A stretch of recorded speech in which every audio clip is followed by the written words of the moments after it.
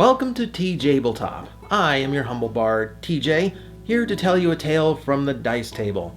Now, this one is not necessarily required viewing. This is kind of an extension of the first episode where I discussed my longest running character, Mirari, just so you get an idea of who he is and what he's about before we get into his mischief and his hijinks. There's a little bit more you can know, however, so I thought this would be the place to actually talk about it.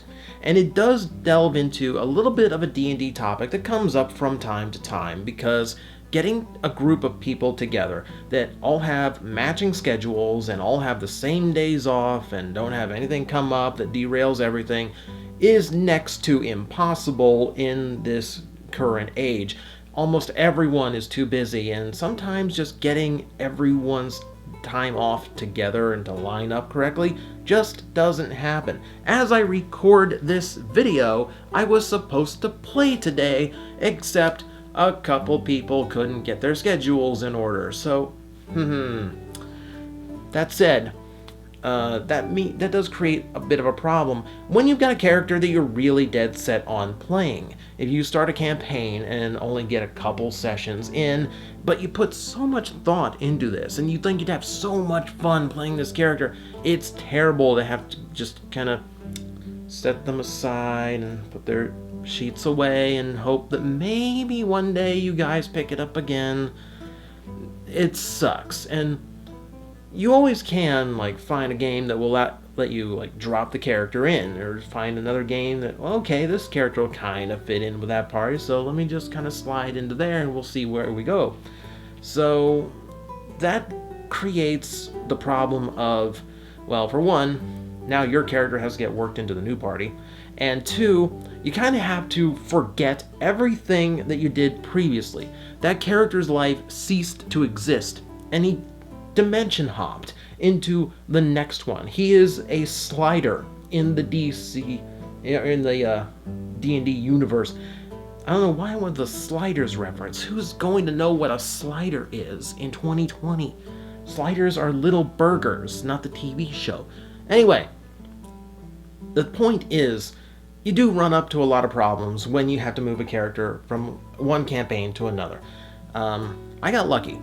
So when I rolled up Mirari, it was at a game store where my friend was DMing, and two guys who I'd never met before, people that he pulled in, were playing opposite of me. So 3-man party, rolled up our characters right there during a session 0.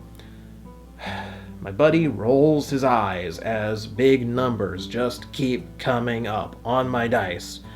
Mirari has the best stats I've ever rolled for any D&D character, and he is in disbelief as he watches these dice. Hey, look, another 18! It was the most ridiculous thing I've ever seen. And then everything starts, and what I find out is that he's actually running this campaign twice. He's got a group the day we were playing, and a group the next day. So he's kind of running both of us through the same world, and depending on our choices, the story's going to deviate. So he gets to try out more of the things that he's created and is kind of play testing to see what works. So we were kind of lucky that we were on the back end. We were the second one to go through scenarios, so anything that didn't work before, he brought into our game. So that was actually kind of an advantage. One of the things that happened, however, was the typical thing when D&D happens. We try to get everyone together, and they just flake out. I think in the first group, one of them just couldn't get off work, or their work times shifted, and they lost the day off. So we can't run with just 2 players. Fell apart. One of them I never heard from again. Both of them I never heard from again. And then I actually asked Sean, okay, I know you're running this campaign somewhere else. Can I hop over and put Mirari in there? Do you have room for a druid in that group? Absolutely. Okay, so now we are at one of the players' homes in now the second universe that Mirari has lived in. And here's where I have to... It's already a unique situation. when you have to take everything that your character knew about a world and everything that they had experienced in that world and completely throw it out. Just completely forget it ever existed and completely start over. Especially when the world is the same world you already left with minor differences. It's a bizarre situation where, oh, I know this NPC. Oh, here he betrayed us. Shoot. I don't bargain with him. Okay, how about that? How about I stab him instead? So that became a problem at first. You get used to it. Eventually you move on to a new segment of the story, and at that point, yeah, you can actually start to get rolling again, and it just kind of work his way in naturally. That game actually did go on for a few months. You know, we managed to keep together for a long enough period. A couple other guys joined in. We actually had a fairly big group playing all of a sudden, and we were having fun with the campaign. Until this is going to have to be a completely different video all on its own. We'll talk about this incident completely on its own in a separate video later on. But suffice to say, that campaign did not end well. That ended very abruptly, and not a TPK. Not a TPK. In fact, only one died. Well, two, technically. But because of that, we had to it just fell apart. Now, as it turned out, one of the players in this game that I had just started playing with when I joined up was actually the DM for my buddy's game and someone else in this group. So it's a small group that's playing over there. So, okay, can I join up? Do you have room for a druid? Sure. Here's the date. Here's the times. Cool. Let me rearrange my schedule again. But at the very least, I have a malleable schedule, so that comes in handy. Point is, I am now in the third universe. Mirari exists in universe number 3 now. And now everything from the previous universe literally is completely out the window. This is a completely new world, homebrewed campaign, so I have no bearing on what city is what the infrastructure is, what the religions are. I have no idea what I'm doing at this point. But hey, that's kind of the fun part, isn't it? The downside to this was, because I kept joining up with games that were already in progress, Mirari kinda had to artificially grow.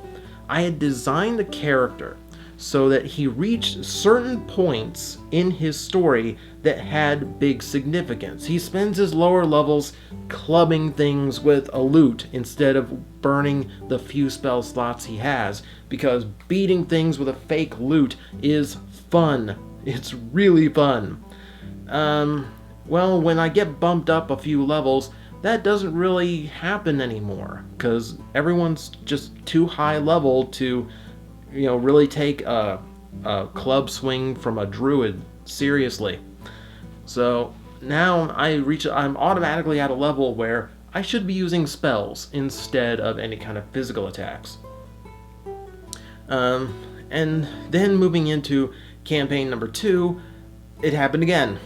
So Mirari, who started life I think at level 3, and then went to level 5, grew to level 6 naturally, and then jumped to level 9. And the downside of this is a lot of the little story beats that I had planned out for his personal story never actually happened. When he was able to scry, it was the first way he'd be able to look in on his wife and see what was happening in his hometown. When he reached a certain since he didn't get to that, I couldn't really do the thing I wanted to do, which is that slow, gradual realization as to exactly what is going on there, and slowly figuring out what happened to him in his past, etc. So that was kind of robbed from me. That said, did get some really cool moments. Got some really cool moments out of all of these campaigns. So I'm not really knocking it too much. It's just unfortunate that the character just kind of had to be rushed through things and didn't get to grow the way I had imagined. But that kind of happens with D&D. Sometimes you literally just roll with the punches, the same way you roll with the dice. The point is, he did make it to Campaign 3, and the thing about Campaign 3 is the whole gimmick was the party were members of a group called the Crusaders, who were basically like hired sellswords, that were kind of gathered together. Like, these are going to be the do-gooders who are keeping things right in the universe, and these are the ones who are going to be dealing with the big threats while the military battles the war. Alright, cool, we're the peacekeepers. My character had to audition to join them. And remember, the guy who was a player last time is now the DM. So he knows both sides of Mirari's gimmick, that he's not a real bard, that he's actually a druid in disguise. So the first thing that I have to do in Universe 3, I'm standing in front of essentially a tribunal, the people in charge of the Crusaders, who are going to judge whether or not I get to join. I have to talk about a great deed that I did, which I pulled from a previous campaign that Mirari was in. So one bit of that universe survived. I had to go on about why I wanted to join. And then, because he's this kind of DM, I'm finding that out more and more. Because he is this kind of DM, he decides that one of them has a problem with me. He's eyeballing me really weird. And he takes a look at Mirari and stares at the loot on his back and asks, "Can you play that?" I immediately know what the DM is doing. He's trying to blow my gimmick. Literally, I've said 3 sentences. I haven't joined the party yet. 3 sentences into this universe, the DM is trying to blow my gimmick. Alright, I planned for this, so whip the loot off my back. I show the front of it. It has no strings. I lost these in a bandit raid. A lucky cut with a dagger missed my throat, got my strings. Haven't been able to replace them yet. Okay, and then this high elf type just kind of stares at me. He kind of mulls over and goes. And someone from the side pulls in this massive rack of pristine musical instruments of all shapes and sizes. Like, this is something he does all the time. Okay. Oh, you knew a bard was auditioning. Okay, fine. Okay, well, I'll play with this. And he goes, "Play anything you'd like." I'm staring at the DM. I'm staring daggers at the DM. And the guy, my buddy, who was the previous DM of the campaign, also knows what he's doing. And he's just kind of laughing because he doesn't know how this is going to turn out. I don't either. That's the fun. So, you know what? I prepared for this too. I have advantage on performance checks. I get to roll twice to see what happens. So, you know what? I will call this bluff. Let's do it. Let's do it. I'll take a loot off the rack. I'll string it up and boom and roll my dice. My first roll of this brand new universe, natural 20. My buddy is laughing. He is laughing so hard at this. DM is in disbelief as he has to describe my character beautifully playing this lute as good as any seasoned bard, and the rest of them just kind of looking at the elf going like he's the big jerk now. Like, of course what was that all about? Listen to him. Of course he's a bard, idiot. The other die, by the way, 19. The fates decreed that I would get to retain my gimmick, and because it was a nat 20, what my favorite part was, because it was a nat 20, even my buddy who knows the gimmick, because he DM'd the previous universe, even he has to play completely in character that he has no idea that I am actually a druid. He has no inclination. And they kind of have to roll that for because it was a nat 20 to prove I was a bard, everyone had to go with it. Even while I'm throwing lightning bolts and doing specifically druid stuff, the only thing I got for months was, they teach some interesting spells in Bard College these days. Yeah, they've really expanded. Here as I talk to plants.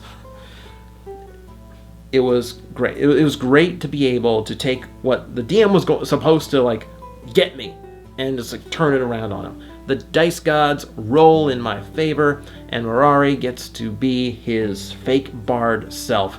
And we get a lot more stories with him as a result. So thank you for joining me for this one. Next time, an actual story of high adventure. Hopefully. Until then.